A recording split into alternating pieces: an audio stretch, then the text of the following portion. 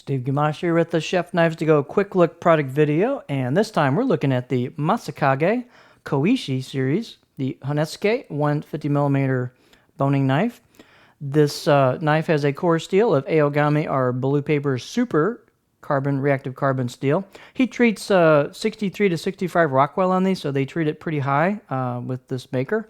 And the construction is a stainless cladding over the top of that core steel with a pretty matte, heavy Kurouchi type finish and a Kasumi finish on the blade road, grind down to the edge. You can see the core steel showing at the edge.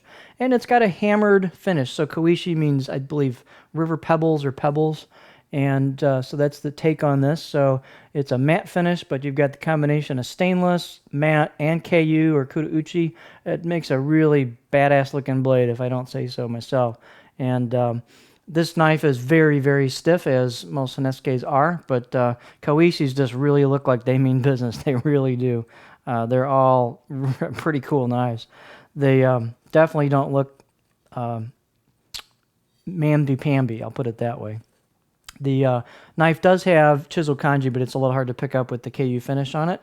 This particular one is double beveled, so not a lot of Honesukis are, a lot of them are single bevel type blades, but this is a 50-50 double grind, so good for lefties or righties. And the weight on this is 117 grams, 4.1 ounces, very nice and light and nimble, but very stiff feeling. Blade length, about 6 inches, and the overall length, about 11.7 inches. These will all vary from knife to knife just a bit because they're handmade.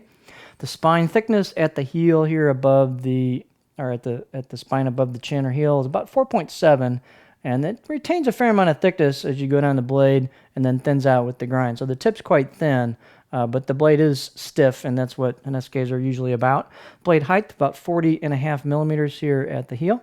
And the handle type is really nicely done, cherry, octagonal, ambidextrous again, cherry and black packawood handle. Real nice fit and finish on it. The handle circumference is about 72 millimeters, just under 3 inches at the ferrule wood junction, and it fits the knife really nicely in my opinion. You've got Masakage's curved neck Emoto choil feature, which is very comfortable when you're pinching the knife. And let's see, balance point on this is right about there.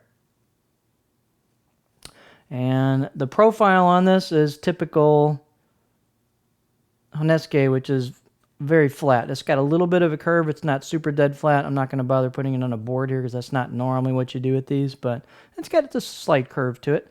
And here's the edge. So it gets pretty thin right at the edge. And again, as I said, this knife is very, very stiff. The craftsmanship on this is extremely good.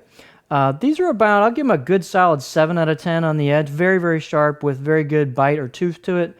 And again, I really have never been disappointed with the Masakage edge out of the box. And this one definitely fits that description. So great out of the box edges on these guys with a good bit of refinement.